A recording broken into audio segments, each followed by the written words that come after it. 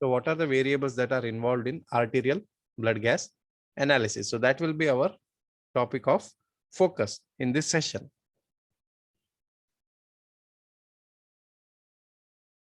Right. So in today's session, we will be focusing on these objectives. We will be able to identify ABG symbols. You should be able to explain how ABG samples are collected. You should describe the reference intervals for different markers and describe the pre-analytical variables that are involved in ABG analysis. Okay, let's start with arterial blood gas analysis. So what is arterial blood gas analysis? So this test or this analysis analyzes the concentrations and pressures of various gases that are present in the arterial blood. So only we focus on two gases here, oxygen and carbon dioxide. Normally, arterial blood should have higher concentration of oxygen than venous blood and lower concentration of carbon dioxide than venous blood, because arterial blood is going to supply all the oxygenated blood into all the tissues from the heart. So arterial blood will have more concentration of oxygen and less concentration of carbon dioxide compared to venous blood. So why analysis is important now?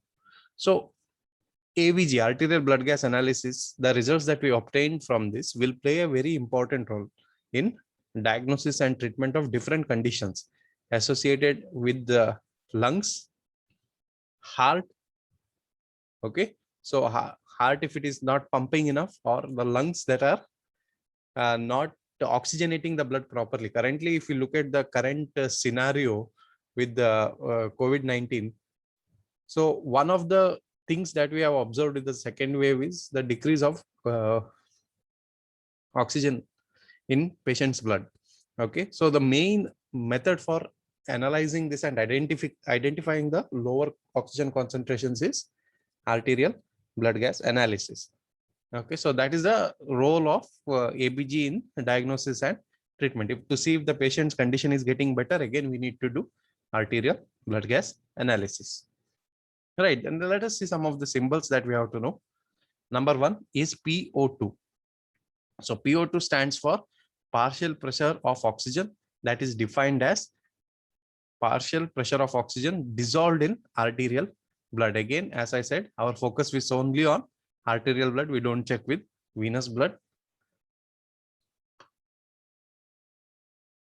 So what does it actually do then?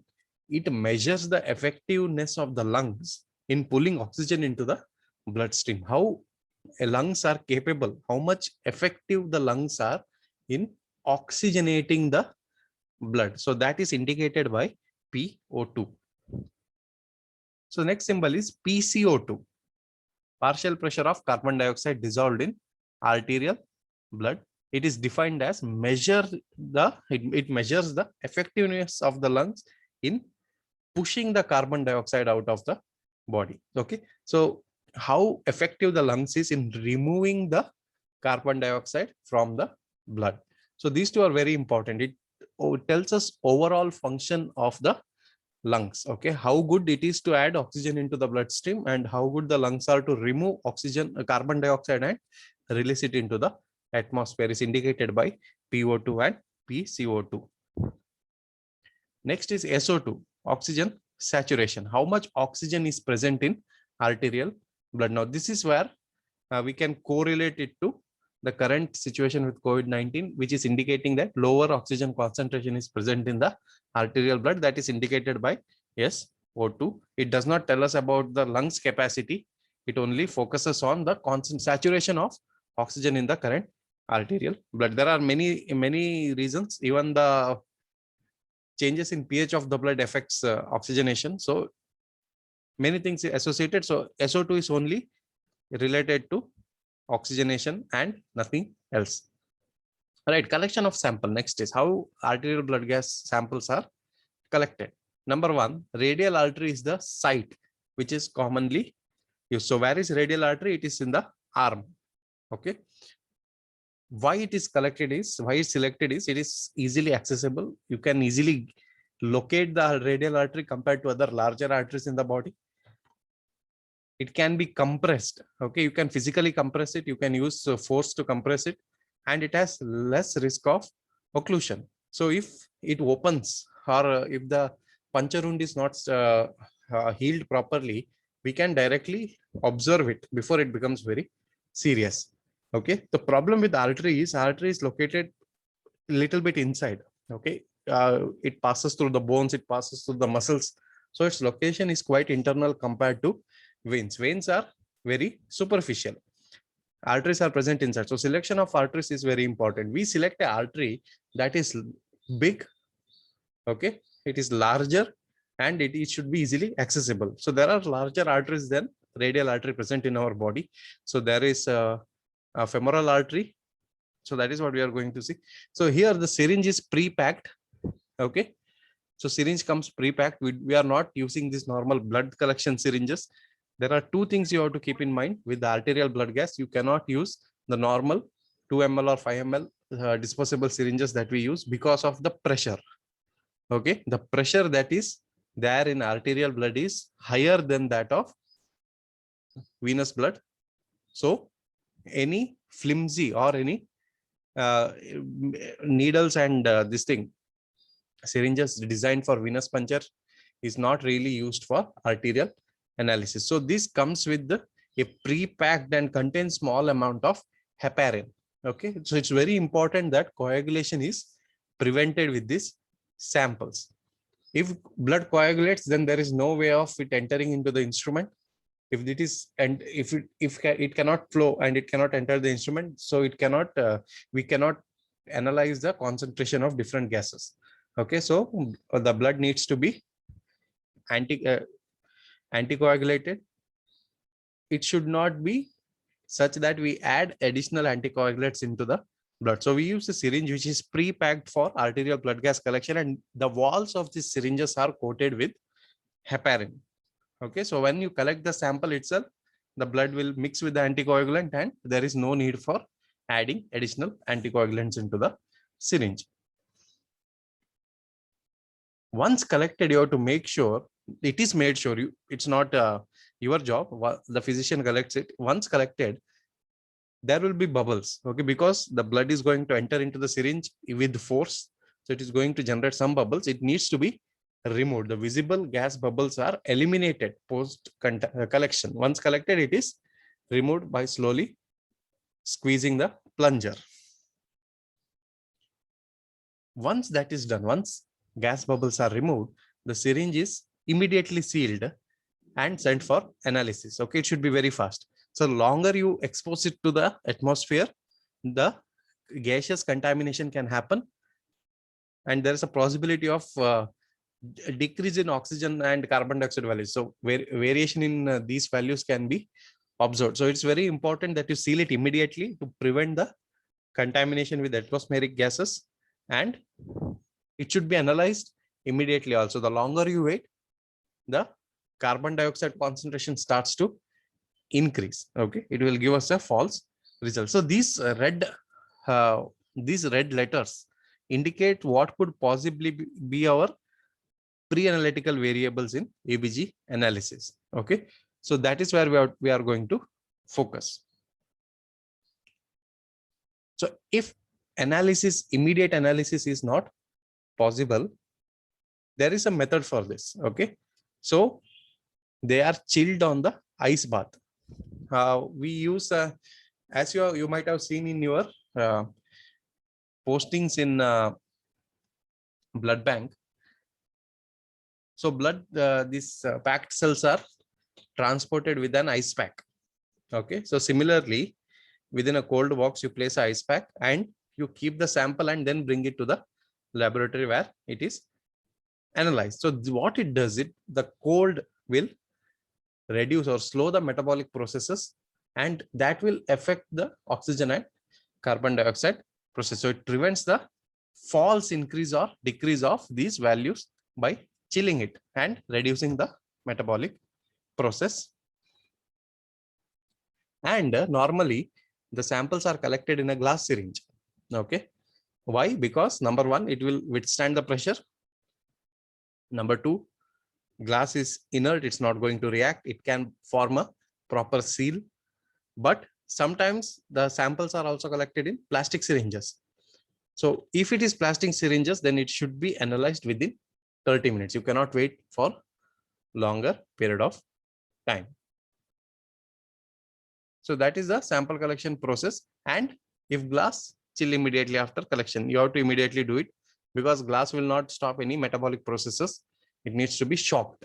Okay, the sample needs to be cold shocked, so it will slow down the metabolic process. So that's it with the collection of sample, right? So now we'll just go over it once more briefly. Radial artery, common site for collection. Syringe comes pre-packed and contains small amount of heparin.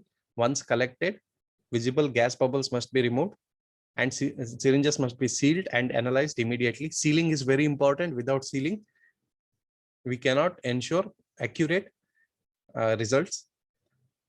If we cannot seal it or analyze it immediately, please chill it on the ice bath to slow down the metabolic process. If you collect in plastic syringes, you have to analyze it within 30 minutes. That is the condition. You cannot wait for longer period of time. If you are using a glass syringe, then you have to immediately chill it. Okay, you have to give the cold shock so that the metabolic process is reduced. Now, let us say radial artery is not accessible to the patient. Maybe that patient, that's the arms might be injured or it is in a cast. Okay, so there are choices of other arteries that is possible that you can collect the sample from. Number one is anyways is radial artery. If not, femoral artery that is present near the femur in the leg. Brachial artery, which is near the elbow, can also be chosen to collect the samples. Right, now the reference intervals to see if the patient is having normal gaseous concentration within the arterial blood gas. PO2, partial pressure of oxygen, should be between 95 to 100 millimeters of mercury. Carbon dioxide, partial pressure of carbon dioxide should be between 35 to 45 milligrams of mercury. Oxygen saturation should be more than 94%. Okay. Now, there is a work for you. Okay. You have to go back and write down the conditions where these parameters PO2, PCO2 and SO2 either increase or decrease in a patient. Let me repeat the work for you.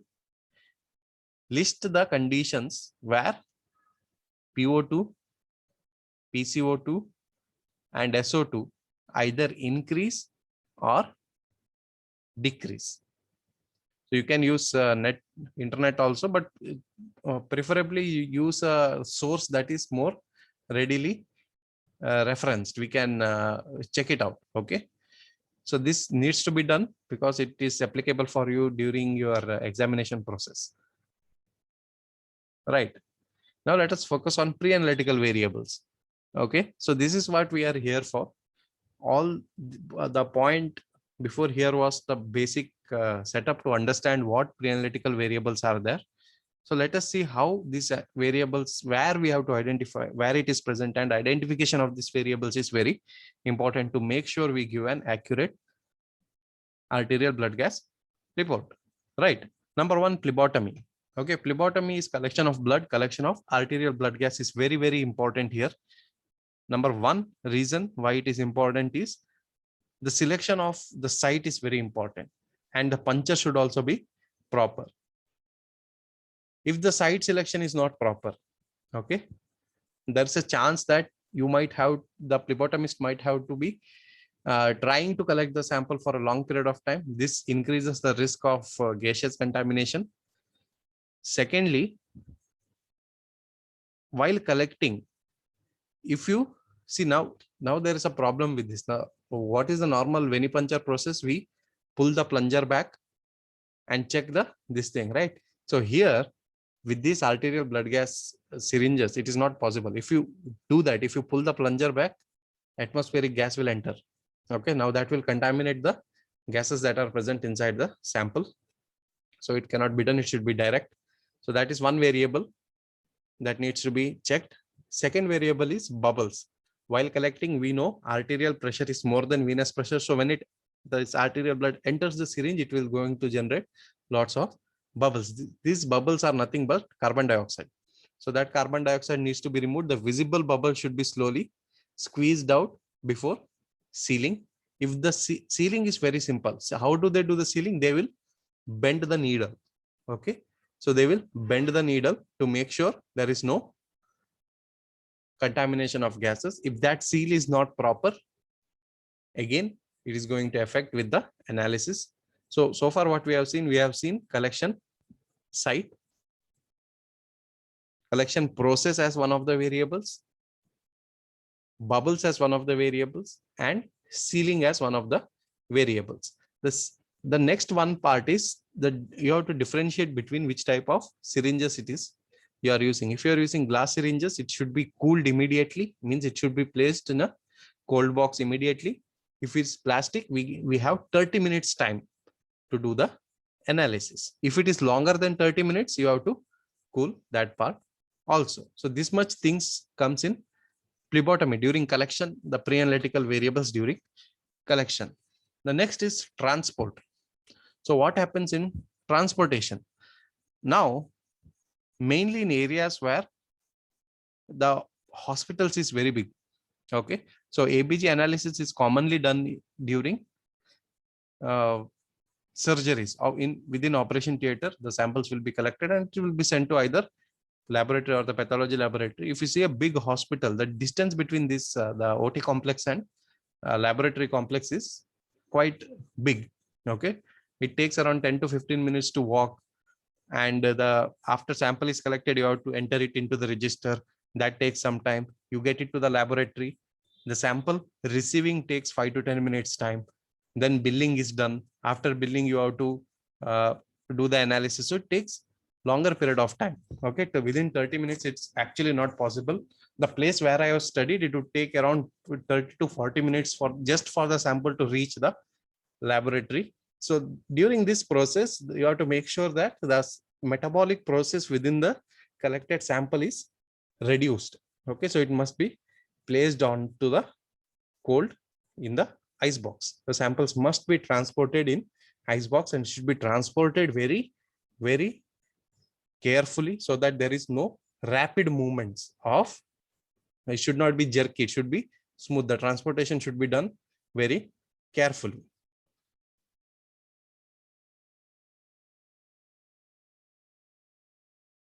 And finally, during the analysis. Okay, so there are many instruments that are available, fully automated instrument that give us accurate analysis. ABL 650 is one.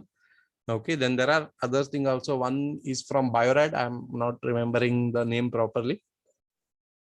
Clearly, Biorad is one. There are many instruments available.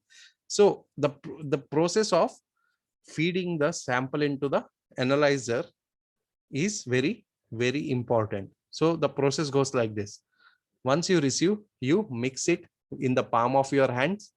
You don't mix it like the vacutainer.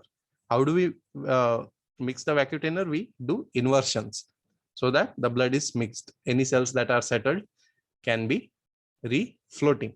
But here we are mixing it by keeping it, we keep our palms flat. We keep the syringe with the needle on our palm, and using our other palm, we just rotate it. Okay, so that there is proper mixing. We don't give jerky motions or heavy motion so that the cells get slowly reconstituted. Okay, it slowly refloats into the sample. Okay, you have to carefully do it in that manner only. Only after the reconstitution is complete, you take the needle out. Okay, you have to remove the needle. Again, it itself is a hazard. Removing the needle is a hazard. After that, you feed into the instrument and slowly press on the plunger so that the gap between the needle and the tip, there will be a small air gap. That air gap is removed before the analysis starts. Now here we make some mistakes. Number one is the mistakes we make. The variables are mixing is an variable. If there is improper mixing, we'll get false values. If we try to mix it more vigorously, we'll get false values. Second thing is with the needle. Okay. So many times what I have seen other people do is they will remove the needle and then mix it. Okay. Which is a wrong way, because there will be gaseous contamination. And this maintenance status and the calibration quality status of the instrument also plays a very important role. But the pre-analytical part where we have to be focusing on is these three areas. Okay. So if all three areas are controlled properly, then we can avoid the errors that are caused in our final report. It causes the final report to be false. Okay. To increase the accuracy, we have to do the proper phlebotomy. We have to take all the steps. So let me repeat again. During phlebotomy, selection of the site is important. After collection, we have to eliminate the gas bubbles so that there is no carbon dioxide. We have to seal the needle. We have to seal the syringe by bending the needle and analyze it immediately. If we cannot analyze it immediately, we have to chill it. Not freezing. We have to chill it. So we have to get a temperature around 8 degrees. So this will slow down the metabolic process. Very important. If we are using plastic syringes, we will have 30 minutes time before there will be any sort of metabolic reaction happening. So if it is longer than 30 minutes, we have to put it in ice bath. If you are using glass syringes, then you have to chill it immediately. So during transportation, the transportation must be smooth. The temperature should be maintained and it should not be delayed. Okay, it should be fast.